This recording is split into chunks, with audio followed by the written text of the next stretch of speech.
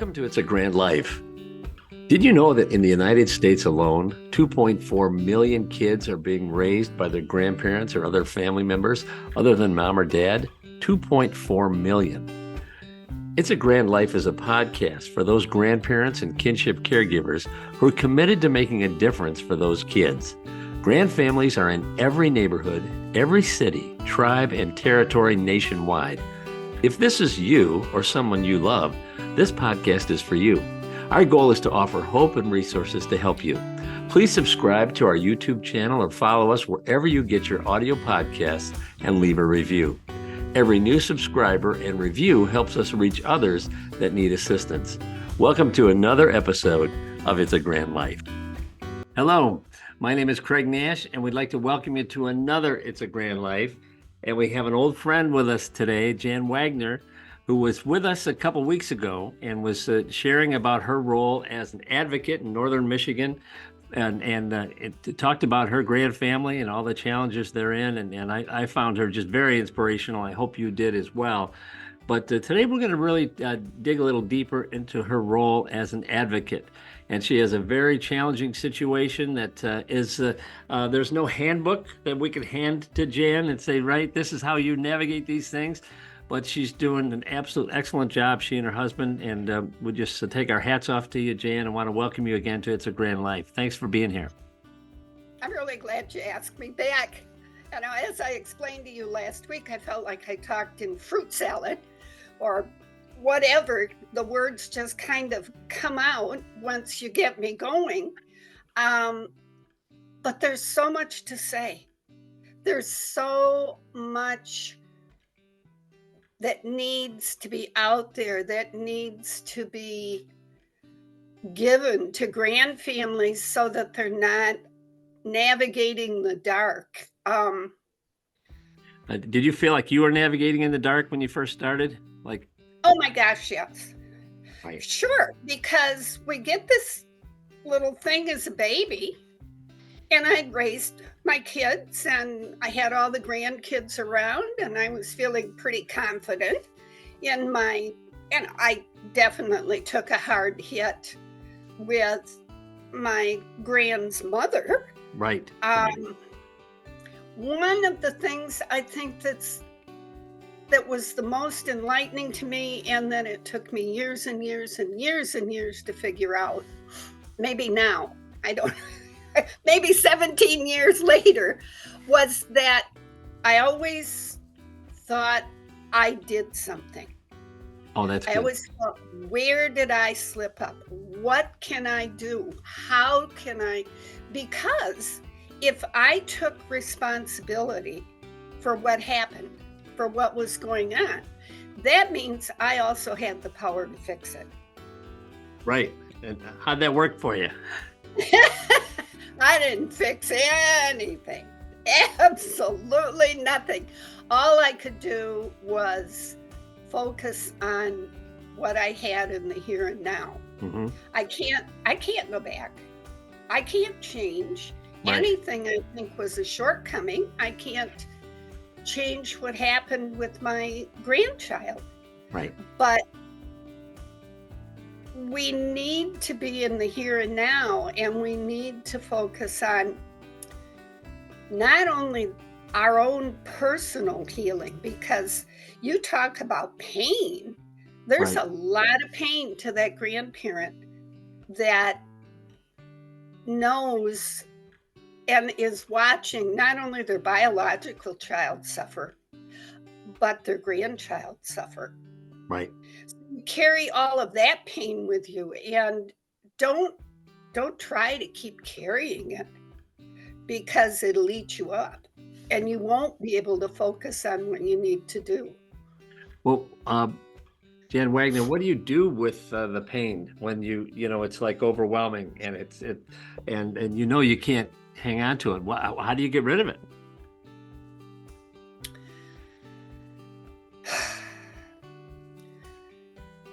I was a member of Al-Anon for many, many, many, many years. And I can't say enough about the tools I was given when I was in Al-Anon. And Naranon will give families the very same thing if they have a family member that's addicted to drugs and alcohol. And I learned tools for coping. I learned how to sort out what was mine and what wasn't mine. I cried a lot. I went through a lot of depressive feelings, and I'm not going to say that taking some pharmaceuticals to get you through those moments is wrong, is a crutch, because you need them sometimes. Right. I prayed a lot.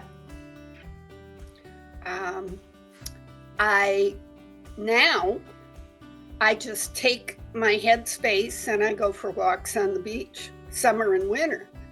It's good for me physically. It keeps me moving. Of course, you live on the beach, right? I mean, well, I live real close. Really, I live on the cheap seats. We're on the other side of the. We're not on the beach, but close enough to where I get my peace. But before we moved here, I walked in the woods. Right. I sat by the river. I had to take those times for me. And rather than dwell on all the dreadful feelings I was having, I would take those and throw them. I'm going to leave these here. I'm going to leave them with God. I'm going to leave them here in this chair, because I have to go home and I have to do the right thing, the everyday thing, the holding up and shoring up this little kid that I've got. Right. That all they want is, when's my mom coming? And we get hit with that question a lot in our situation as well, and that's the one that is impossible to answer, and it's so challenging, and that you just love these grants, and that you want to take that feeling of abandonment that they wrestle with and throw it in Lake Michigan, and but it's it's because there's not a lot we can do. You provide a stable environment for your grand and do your absolute. You were telling me you're shuttling here, shuttling there, going to college classes, going to high school classes, and all these things to help her complete her education, and that's one thing. We can't wave a magic wand over that abandonment. We just consistently love them every day and pray for them and encourage them and try and put supportive folks around them. But that's a heartbreaker when your child says, where's my mom? Well, and we talked and touched a little bit last week, and we said we'd talk about ACEs. Adverse childhood experiences. I learned very quickly, everybody talks in acronyms, FASD and RAD and ACEs. And so I had to carry around my little cheat sheet lexicon, so I knew what everybody was talking about. Right. But we filled out the ACEs forms on more than one occasion. We would put the little one in counseling. We would go to counseling. Little one didn't want to talk, didn't want to cooperate. So it was in and out and in and out. But when we fill these things out, I feel very strongly. I mean, yes, kids suffer tremendously sometimes at the hands of their birth parents. Right. And you wonder how that child is still with us. How that child is not absolutely tearing up the rooms and everything else. Some kids are intensely resilient. Are they resilient forever? Time is going to tell. Right. But other kids aren't. Other kids, that trauma of being abandoned is probably one of the worst things they can suffer, because it can't be addressed. It can't be changed. I mean, it stays with them. I remember reading a book early on about how the body remembers, because my child was nonverbal when he Okay. came to us. And so how could they have remembered, and how could they have still been reacting in second grade, third grade, fifth grade, sixth grade? I mean, come on. But those experiences that they have, and she didn't have to be beat. She didn't have to be left out in the dark or in the cold or any of those things, but she felt separated. She felt abandoned. She felt the person that was supposed to be there, that you knew from the womb, was no longer there. Right. And we had what was called trauma anniversaries. There would be a day or a week that this child would just fall into a behavioral meltdown. And finally, it was explained to me that these kids have trauma anniversaries that are centered around when they experienced a trauma before they came to you. And we had the choices of whether we compounded that trauma, Yep. or whether we worked with and through that trauma. And I said, but she was too tiny. Right. She couldn't even talk.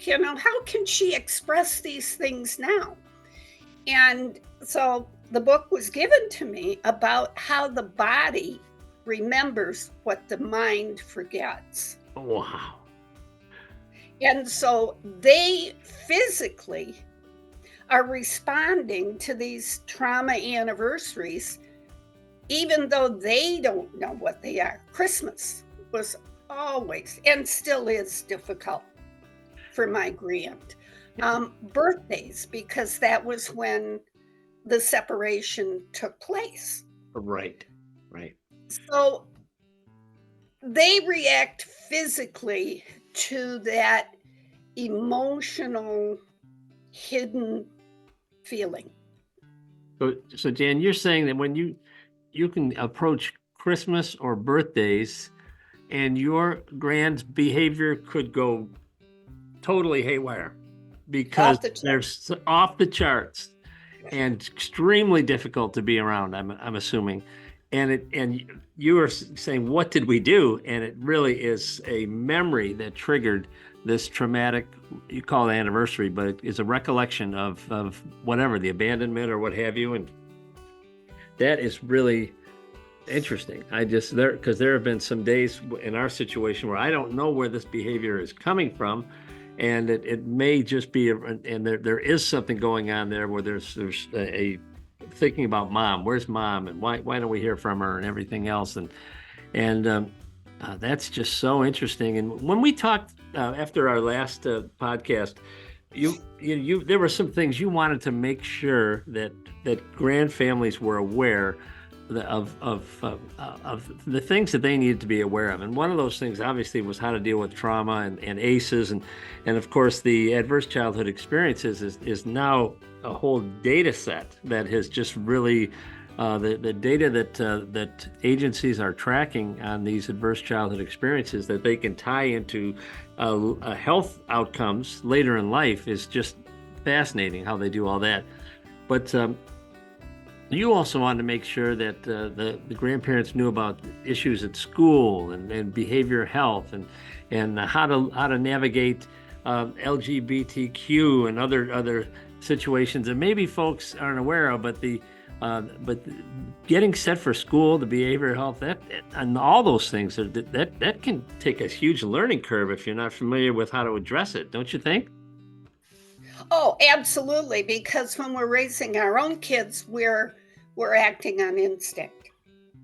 And we think that we're acting on instinct. I already did this. I can do this. But these kids that have these trauma experiences, and quite a few of them are neurodivergent. They do have fetal alcohol. They do have uh, prenatal substance abuse exposure. I have no doubt that what the mother does while she's carrying the child affects how that child's brain 100%. is, Yep. whether it damages it physically that can be traced with an MRI or whether it just scrambles it. And we used to talk about my grand having like spaghetti brain because everything stayed in the back of the brain and nothing was connecting with the front. So it was like all these neurons that were supposed to connect started, scrambling. And so you have to work at how to connect those neurons. And I don't think anybody can do it alone. Right. And how did you do that? I studied. I ask, constantly asking questions, constantly trying to engage school social workers, working with the intermediate school district. I was probably a permanent fixture. I mean, Right. sometimes I felt like they were going, "Oh God, here comes Grandma," but it was. And Yep. I said, it's my job to advocate for this child until they can advocate for themselves. 100%. And so we tried and tried and tried working with our grant to advocate for themselves. Well, we've got some of that going on. Now we have to work on how to advocate for yourself appropriately. Right. Not saying you're in my face and I can't stand it, Oh, back man. off. Right. But to do it appropriately and to do it in a calmer manner. And no matter how angry I would get with the school for this or that, or with activities or anything, I worked very hard at educating myself on the subject first. And then I could talk in a calm, knowledgeable manner. And the only way a grand family can do that is to be present in the moment and to learn, ask those questions, look into behaviors, engage the professionals, but do it. You have to take an active role for these kids. And something else that has come to my awareness, I guess you might say, through listening to my older grandkids and listening to actually my adults, and now with the grand we're raising, is that there's very little knowledge and support out there for parents of LGBTQ plus kids. Right. Members of that community. And I think a lot of children that come into care lose that care. I mean, in the first place, they have to leave home because of Right. non-acceptance. Right. And then they go into care. And I don't think the parents that are caring for these kids are trained well enough. Now, your younger generation is getting a lot of that information. And have got much more acceptance. But when you're 70 years old, Right. that's not what you dealt with. That's not No. something that No. was a common conversation. And I feel I was able to watch a training last night.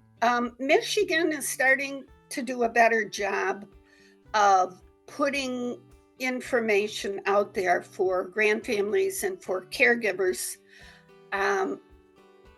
with LGBTQ plus kids.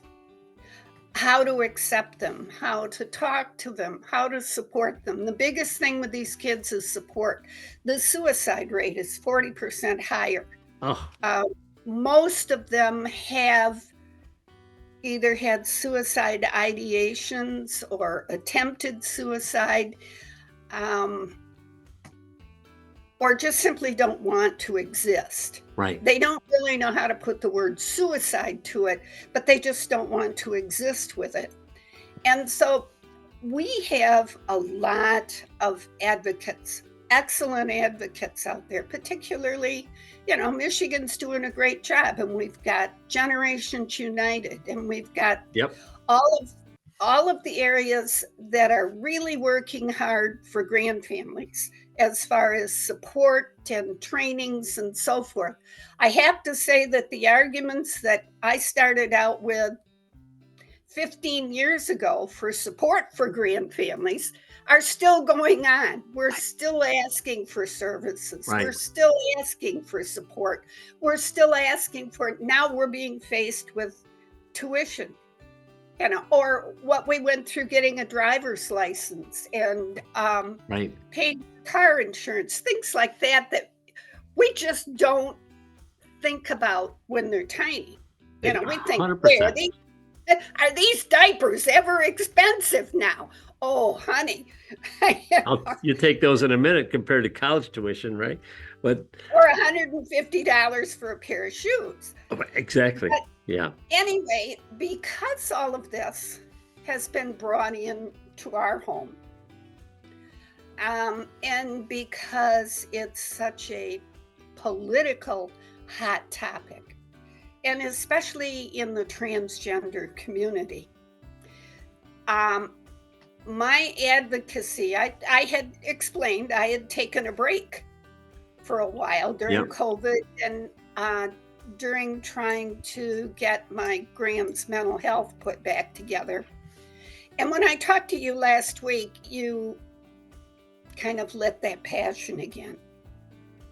And I realized how much I miss the people and the organizations. I mean, I miss Generations United. I miss Washington, D.C.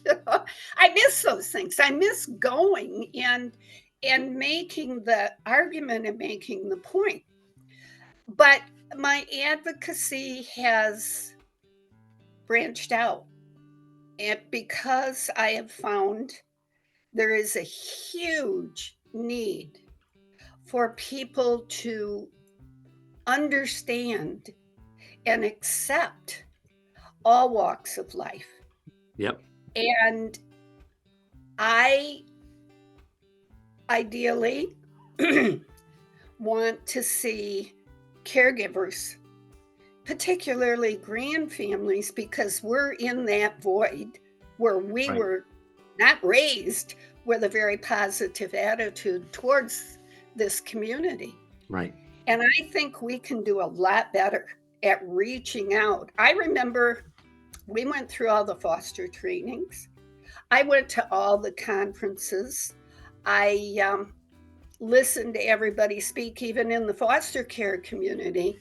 And not once did I ever come up against any kind of open talk about the queer community of kids.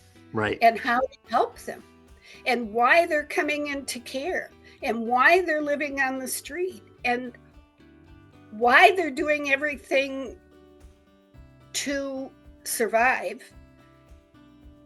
because there's there's nobody there to support them. Right. Our schools need to do better. Our schools need to, I know in the bigger cities, the more metropolitan areas, you have clubs, you have groups, but we need to look at that in our smaller areas too. Right. Right. And we need to make these kids feel like they don't have to hide their identity. Right. 100%.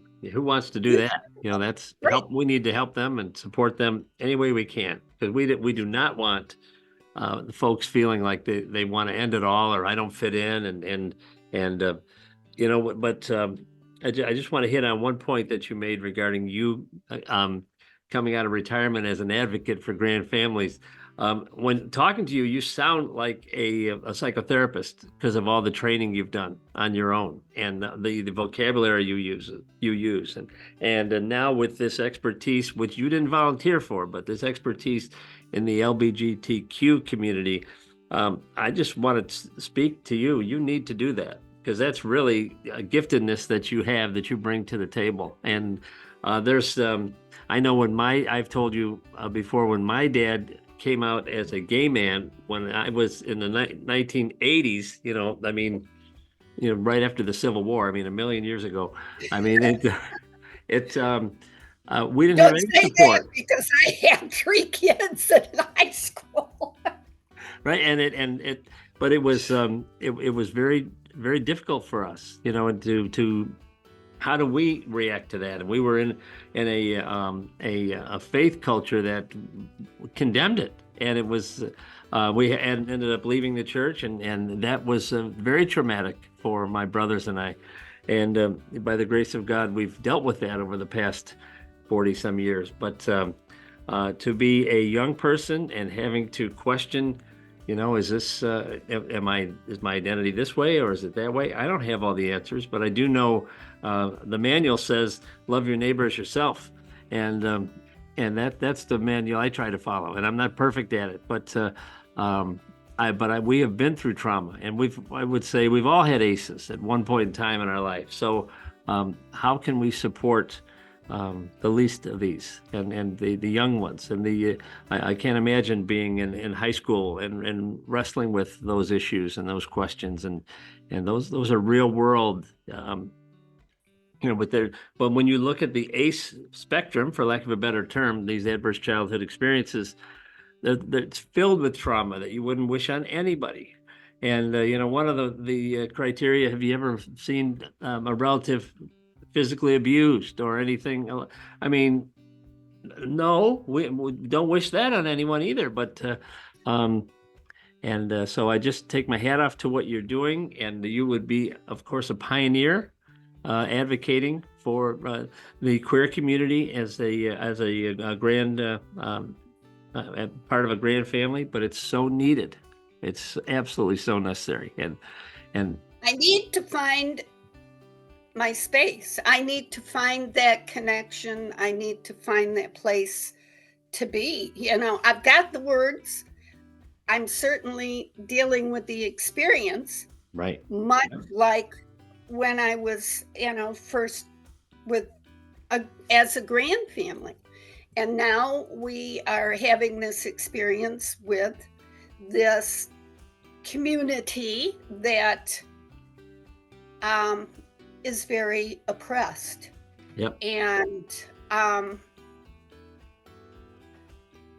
what the kids have said to me is that, fine, say what you have to say, go out there and do what you have to do, because I don't want anybody else to have to feel like I did or do.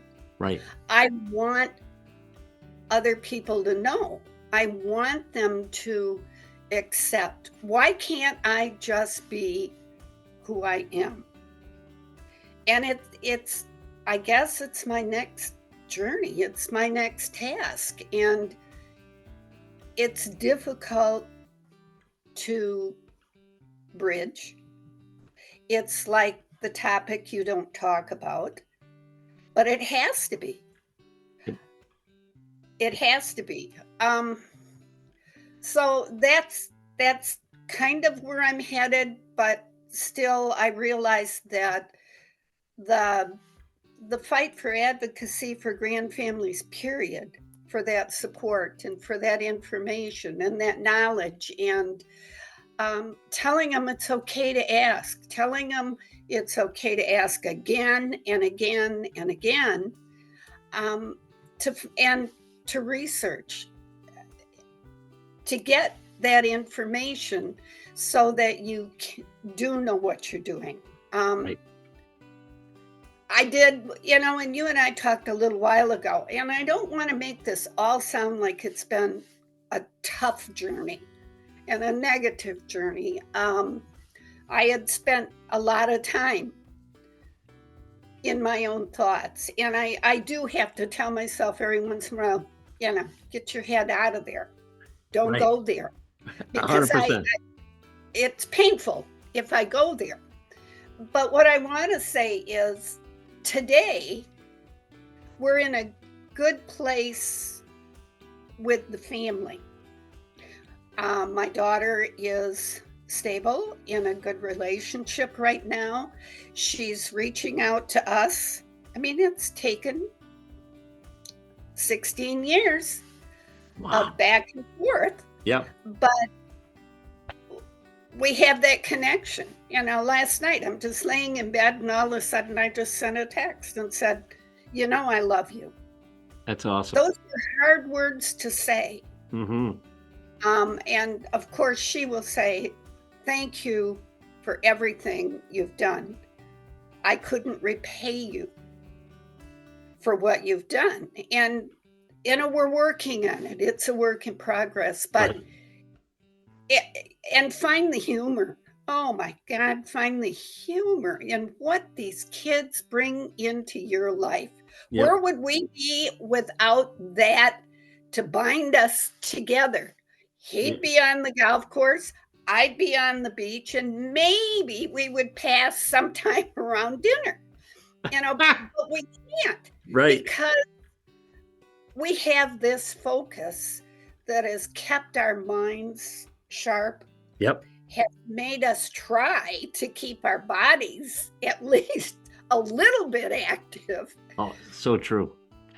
But you and your husband have done a phenomenal job, and you have not only for your family but for other families. And I just I'm excited to hear you may put the uniform back on and go out and be an advocate, go back on the field and advocate for a new community now. Not only are we going to support the grand families, but the LGBTQ grand families, and because I think it's a process. The acceptance is a process, and we're going to get a lot of negative comments and a lot of pushback, and a lot of folks outraged, and we just have to love.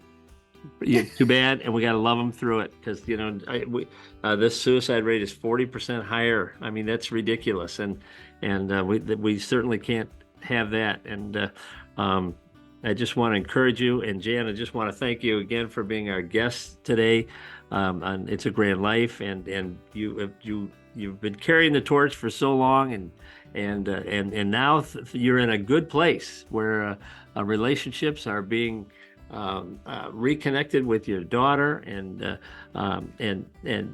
your grand is making some choices, and Lord willing, they'll be the right one for her, and she's got some phenomenal support with you and your husband, and we support her too. So because I know what it's like to not have the support, and but to have real world-class judgment, and that doesn't work. So I hope you'll come on again and share with us. And I wanted to tell you that I am here, and I have so much more that I've learned over the years to share with families. I used to have a support groups and online groups, and I kind of burnt out over and over and over, but as I explained before, nobody can tell my story for me. That's 100%, and I'm glad we're entering into a new chapter, right? We're. I am too. Yes, I am too. I question it occasionally. Trust me,